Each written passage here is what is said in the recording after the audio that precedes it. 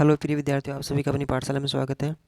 कक्षा 7 में हिंदी विषय का ग्रीष्मकालीन गृह कार्य के अंतर्गत कार्य पत्रक है ये चौथे नंबर का। इससे पहले 3 हल कर चुके हैं।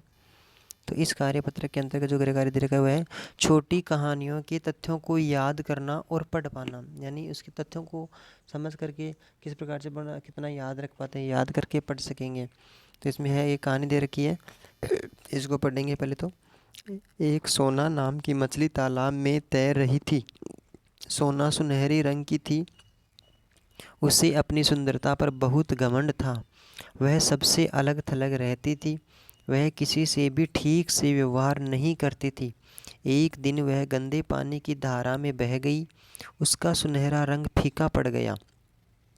उसने जब पानी में अपनी परछाई देखी तो बहुत उदास हो गई और उसने अपनी गलती का एहसास हो गया।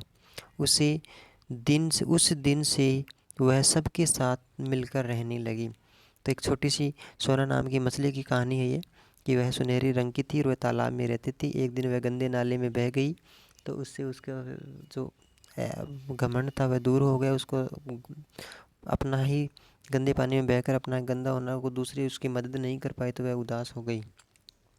इसके नीचे कुछ प्रश्न दिए गए हैं। ऊपर वाली कहानी को पढ़ करके अपने समझ के आधार पर उन प्रश्नों का उत्तर देना है। मछली को किसका घमंड था? तो मछली को अपनी सुंदरता का घमंड था। यहाँ पे लिखा हुआ है कि सुनहरे रंग की थी, उसे अपनी सुंदरता पर बहुत घमंड था। यहाँ पे आ गया। मछली पहले कहाँ रहती थी?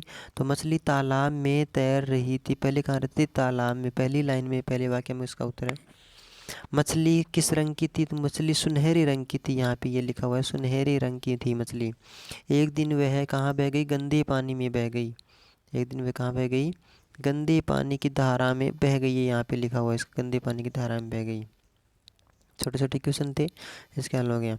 मछली क्यों उदास हो गई? वह मछली क्यों उदास हो गई? मछली इसलिए उदास हो गई कि उसने जब पानी में अपनी परछाई देखी तो वह बहुत उदास हो गई, क्योंकि पानी बहुत गंदा था, इसलिए उसका रंग भी गंदा हो गया था। यदि तुम सोना मछली की जगह होते तो सबके साथ कैसा व्यवहार करते? सोना मछली की जगह पर होते तो हम सबके साथ, अपने दोस्तों के साथ मिलजुल करके रहते और सबके साथ हंसी खेल का अच्छा व्यवहार करते। अगला है क्वेश्चन नंबर 7 है, नीचे दिए गए शब्दों के अर्थ लिख करके वाक्य बनाइए। पहले अर्थ लिखना है उसका, फिर वाक्य बनाना है। जैसे घमंड क्या होता है? तो घमंड अहंकार को ही कहते हैं।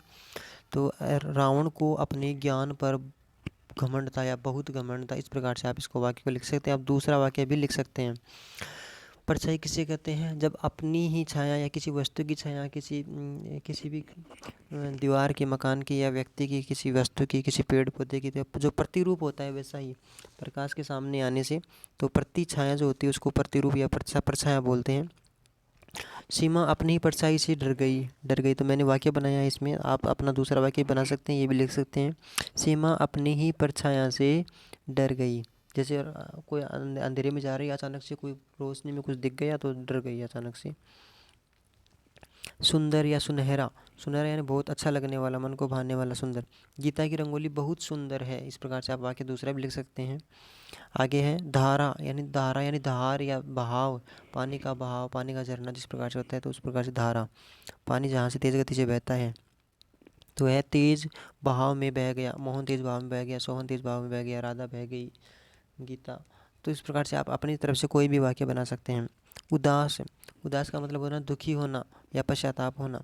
परीक्षा परिणाम देखकर राजू बहुत दुखी हुआ। पहले तो साल भर पढ़ाई की नहीं और फिर परीक्षा परिणाम देख करके राजू बहुत ही दुखी हुआ। आप अपना दूसरा वाक्य भी लिख सकते हैं। इस प्रकार से ये इस कक्षा का कार्यपत्रक नंबर 4 कंप्लीट हो गया है। अगली वाली वीडियो में कार्यपत्रक 5 हल करेंगे। तब तक के लिए बहुत बहुत धन्यवाद।